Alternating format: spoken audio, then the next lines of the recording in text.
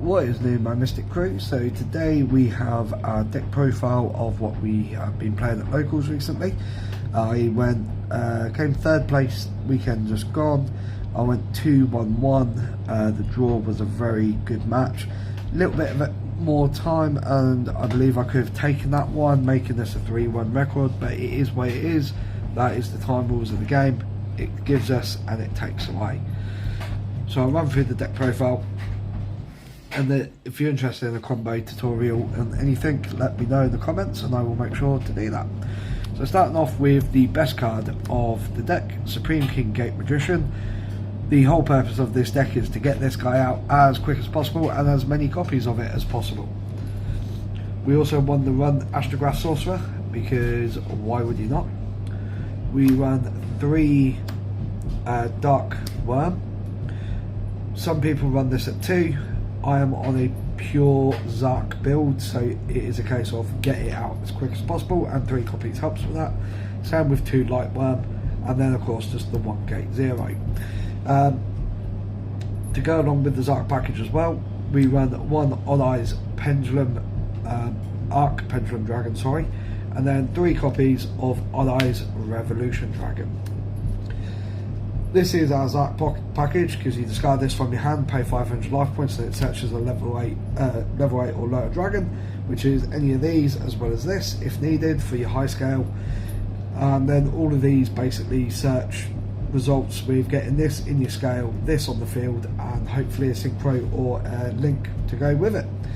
Like I said, depending on the opening hand, can really determine what route you go down.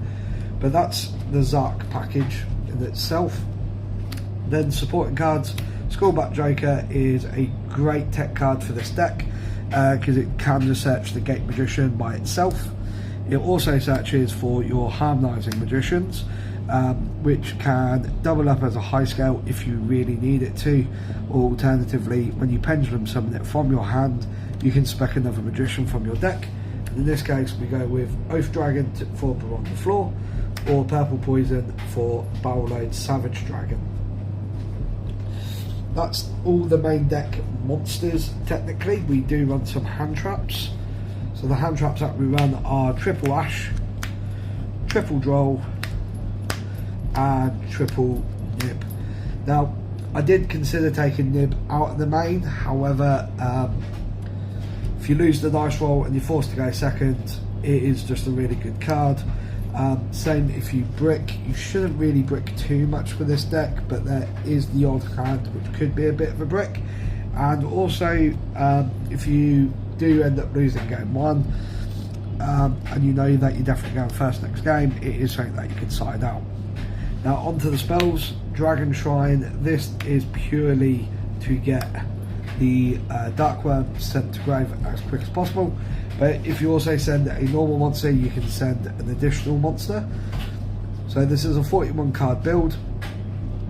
This does not matter if it's in your deck, on the field, or in the grave to summon Zark, so you can activate Dragon Shrine, pitch this to the grave, and then send your Dark Worm on top. So it definitely does have its versatility. We then run a Foolish Burial just to maximise the chances of getting Dark Worm to grave as quick as possible. Then we have Wings of Light. Again, this card can search for the Gate Magician, it can search for your Dark Worm, it can search for your Light Worm. So whichever combo piece you're missing, it will search for it. We run 2 Triple Tactics, just purely and simply because I only have 2. If I had 3, I might drop the Foolish Burial to up this to 3, I don't know. But it does well. I only got it off once at the weekend to draw an additional card, but it does what it does. Call by the Grave, just because you have to. We kind of die to a droll, so giving that out is great. And then Pendulum Evolution. So if you don't know what this does by now, you can shuffle any other Pendulum monster from your hand back into the deck to add a Pendulum monster with 2500 original attack. So again, you can literally take any Pendulum monster from your hand and turn it into Supreme King Gate 0.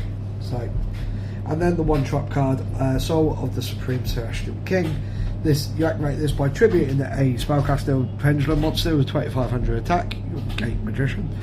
and then you banish the 4 materials for Zark from your deck, extra deck, graveyard, hand or field, and then spec Zark. And as long as all the pieces remain banished, Zark keeps his effects. So unless your opponent shuffles something back in from the banish pile, your Zark goes live and your Zark goes nuts. Into the X deck now.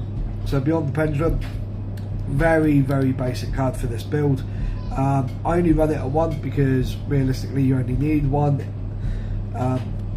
Exceed the Pendulum is the upgraded version, absolutely fantastic.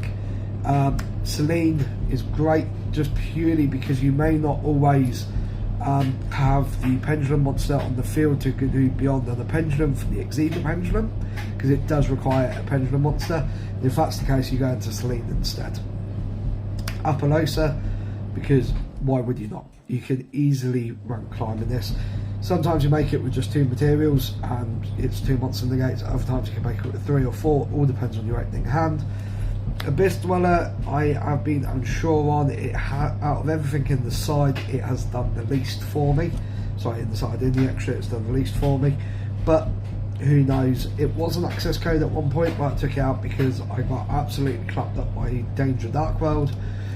So I thought shutting down the graveyard could be more beneficial, but we'll see. Tornado Dragon, it's good for helping get rid of those floodgates, as well as things like anti-spell. Supreme King Dragon Clearing, when it's synchro summoned, it blows up all your opponent's face-up monsters. You know, can't get better than that.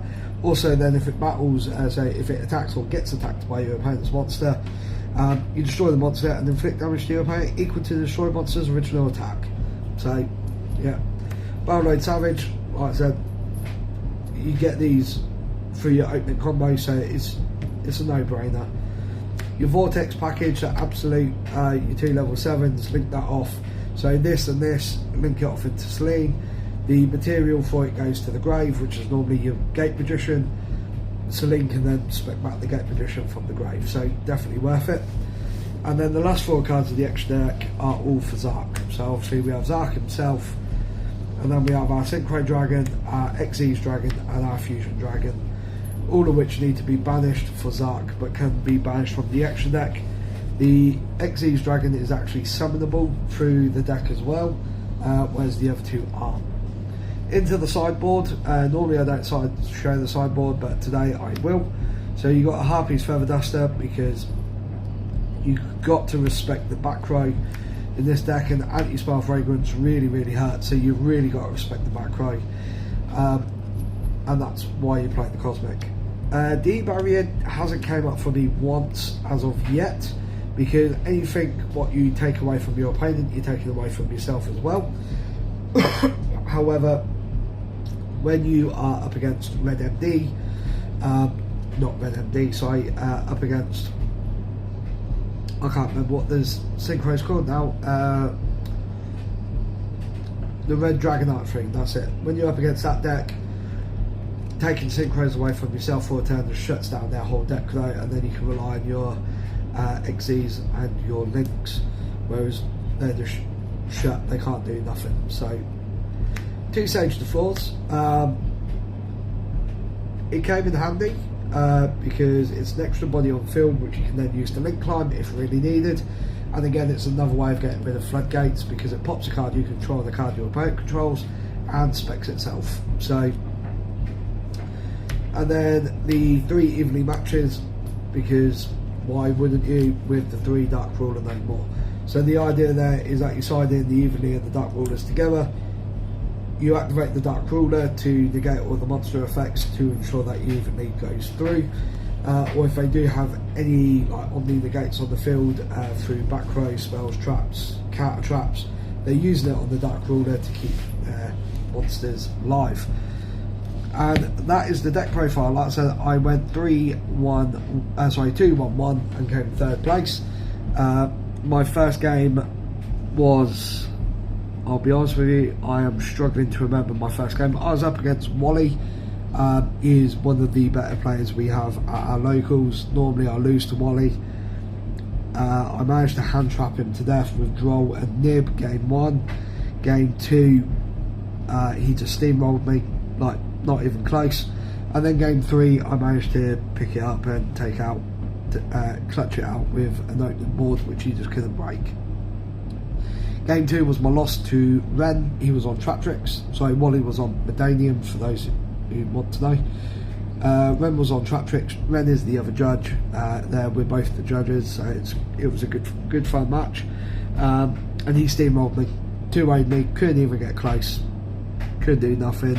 Game 1, double grave digger trap hole, just shut me down, and that really hurt and burnt me for half of my life, and I just couldn't pull it back.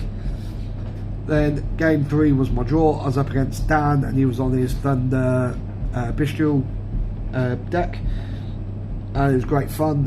He magneted me during my turn, so then I had Sage the Floor in my hand, so I was then able to pop his Magnemite along with a useless face down, because he banished the fusion monster I sent to the grave, so therefore Zark was then useless, but I had already searched this, so I set it, popped it, and the Magnemite to search the to summon the Sage to the Floor. So that was quite an interesting little thing.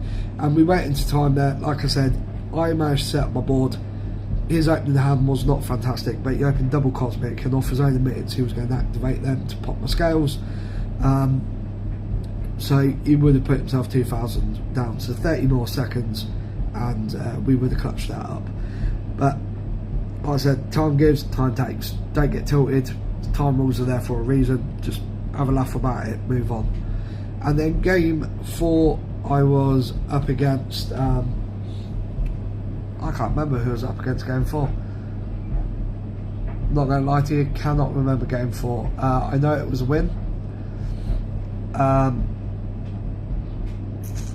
Oh, I was up against Mark. Sorry, Mark, if you watch this, I do apologise. I was up against Mark on Testina. That was a really interesting deck. I set up my main board game 1, and just I had a 2 material Apo, I had the Vortex, I had the Brawn, I had an Ash in hand. He just wasn't playing through the amount of interruptions I had. Game 2, again, he went for he let me go first, but my opening board wasn't fantastic. He managed to get some plays off, and Gustav maxed me for game. And then game 3 again, I got the opening board up and just shut him down. He managed to pull it back slightly, but then he lava golemed me, which actually hurt him more than what it hurt me, because he then didn't have any follow-up play with special summons, and he just locked himself out of normal summon set. So I was able to clutch that out, and like I said, became third. We didn't pack anything interesting, but I wanted to share this deck profile with you. I hope you enjoyed that. I will do a trimmed down version for TikTok as well, I think, but this one will be going up on YouTube. So thank you guys for watching, and I hope you enjoyed.